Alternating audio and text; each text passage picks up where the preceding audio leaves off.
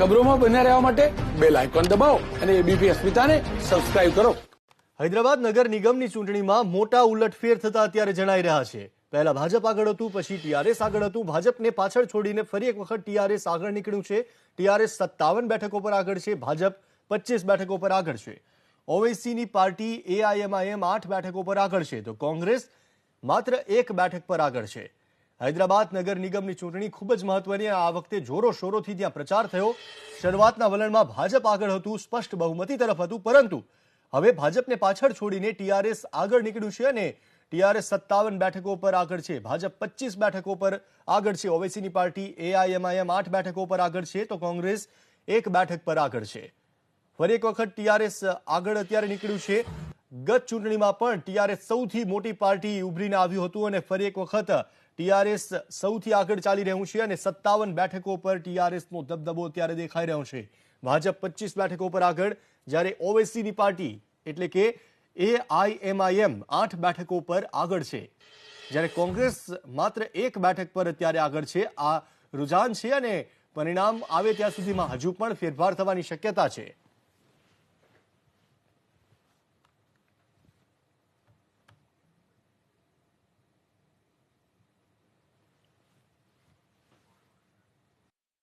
Hyderabad municipal કોર્પોરેશનના ઇલેક્શનના પરિણામો આજે આવી રહ્યા છે અને રુઝાનની અંદર શરૂઆતી દોરમાં બીજેપી તો હવે ફરી બીજેપી જે છે તે ડાઉન થઈ રહ્યું છે, પરંતુ બીજેપી માટે મહત્વની વાત એ છે કે દક્ષિણ ગુજરાતની અંદર બીજેપીની આ ધમાકેદાર એન્ટ્રી છે અને પ્રચાર પડઘમ જે છે તે જોરદાર રીતે બીજેપીએ કર્યા અને ત્યારબાદનો આ પરિણામનો દોર છે બીજેપી માટે કંઈક ને કંઈક ઉત્સાહજનક આ પરિણામનો દોર જે છે તે આગળ આવી રહ્યો છે. બાપુ, ખાસ જે રીતે દિલ્હીનો દરવાજો યુપી થઈને જાય એમ દક્ષિણ ગુજરાતનો દરવાજો પણ બીજેપીએ એ રીતે બનાવ્યો કે હૈદરાબાદ થઈને ખુલી રહ્યો છે અને ખાસ જે પ્રકારની સ્થિતિ અને પ્રચાર પ્રસાર રહ્યો હતો, શરૂઆતના દોર તો આપ માટે ખુશીજનક હતા, પણ ફરી એક વખત ડાઉન જે છે તે ટેલી થઈ રહી છે. શું કહી રહ્યા છો ને કયા પ્રકારનું એક્સપેક્ટેશન છે કે આખરી પરિણામ જ્યારે ડિક્લેર થશે તો કેટલી સીટ બીજેપીની હશે? આપ સહપ્રભારી પણ જવાબદારી નિભાવી છે.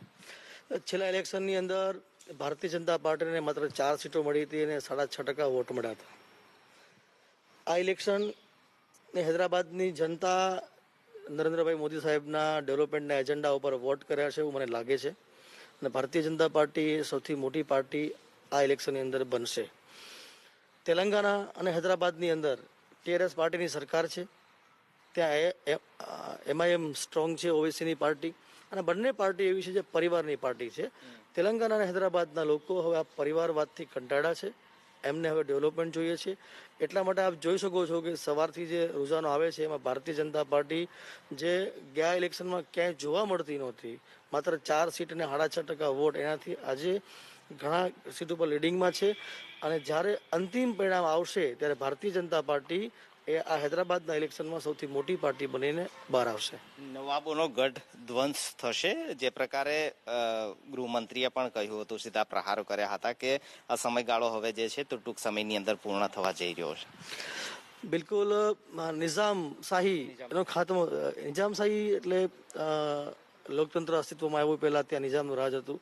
સરદાર વલ્લભભાઈ પટેલના પ્રયાસથી નિઝામ ઝુકા અને આજે હૈદરાબાદ ભારતની હારે જોડાયેલું છે. એની પાછળ સરદાર વલ્લભભાઈ પટેલની હિંમત અને એમના નિર્ણય શક્તિ જવાબદાર છે, જેને ભારત એમને જોડી રાખ્યું. અને આજે ફરી કેવું છે, નિઝામશાહી હોય કે રાજાશાહી હોય, એ સમયે એક પરિવારનું શાસન હોય. તેલંગાણાની પ્રજા પણ આ જ પ્રકારે એક પરિવારના શાસન વચ્ચે કચડાઈ રહી છે. અને બે પરિવાર, એક પરિવાર છે ટીઆરએસ પાર્ટીના ચંદ્રશેખર રાવનો પરિવાર અને બીજો છે ઓવૈસીનો એમઆઈએમ પાર્ટીનો પરિવાર. આ બંને પરિવારો મળીને તેલંગાણાની પ્રજાને લૂંટી રહ્યા છે. ખૂબ મોટા ભ્રષ્ટાચાર, ખૂબ મોટા સ્કેમો ત્યાં થઈ રહ્યા છે. હૈદરાબાદ જે પ્રકારે ડેવલપ થવું જોઈએ, જે પ્રકારે હૈદરાબાદ એક આઈટી હબ, ભારતનું સૌથી મોટું આઈટી હબ થઈ શકતું હતું, પણ એનું ઇન્ફ્રાસ્ટ્રક્ચર આ લોકો પ્રોવાઈડ ન કરી શકે, એટલા માટે આજે કંઈક બેકફૂટ ઉપર છે.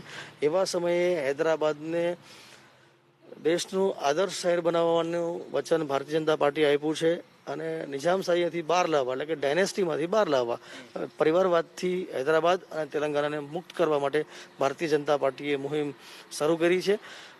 ગત 1 મહિના પહેલાં એક એસેમ્બલીનું બાય ઇલેક્શન હતું, જેમાં ભારતીય જનતા પાર્ટી સારા વોટથી જીતી છે. ત્યારબાદ હૈદરાબાદનું ઇલેક્શન આવ્યું છે. હૈદરાબાદની અંદર પણ ભારતીય જનતા પાર્ટીનું જે વોટ શેર છે એ ખૂબ જમ્પ લેશે અને સૌથી મોટી પાર્ટી એ ભાજપ બનશે. બોડી બનાવે, કોર્પોરેશન કબજે કરે તેવી સ્થિતિ ખરી?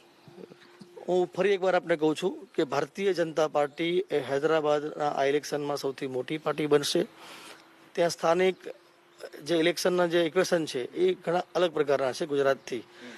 એટલે મેયર બનશે કે નહીં બને એ અત્યારથી કેવું મુશ્કેલ છે, પણ ભારતીય જનતા પાર્ટી એ સૌથી મોટી પાર્ટી બનીને બહાર આવશે. સહપ્રભારી તરીકે આપે ત્યાં કામગીરી કરી. જે પ્રકારનું હૈદરાબાદનું ઇલેક્શન પૂરું ચૂંટણી કેમ્પેન હતું, બીજેપીના દિગ્ગજ નેતાઓએ પૂરું જોર જે છે ત્યાં લગાવ્યું હતું. શું દક્ષિણ ભારતની અંદર એન્ટ્રી હૈદરાબાદના આ પરિણામ આધારે અને આ પરિણામના જે ઇક્વેશન અત્યારે સામે આવી રહ્યા છે તેના આધારે મજબૂતાઈ તરફ દક્ષિણ ગુજરાતની અંદર પણ બીજેપીનું કમળ ખીલાવાનું જે અભિયાન જે છે તે હવે પછી આના કારણે એને ફાયદો મળશે કે બળ મળશે તેવી શક્યતા જોઈ રહ્યા છે બીજેપી પાર્ટી તરીકે ત્યાં પ્રચાર તમે જે રીતે કર્યો તેને લઈ? ભારતીય જનતા પાર્ટીના રાષ્ટ્રવાદી કાર્યકર્તાઓ ત્યાં MIM અને TRS જેવી પાર્ટીઓ સામે મક્કમતાથી લડી રહ્યા છે. એ કાર્યકર્તાઓને જોમ અને જુસ્સો પૂરો પાડવા માટે ભારતીય જનતા પાર્ટીનું શીર્ષસ્થ નેતૃત્વ ત્યાં પહોંચ્યું અને બધાએ પ્રચાર કર્યો.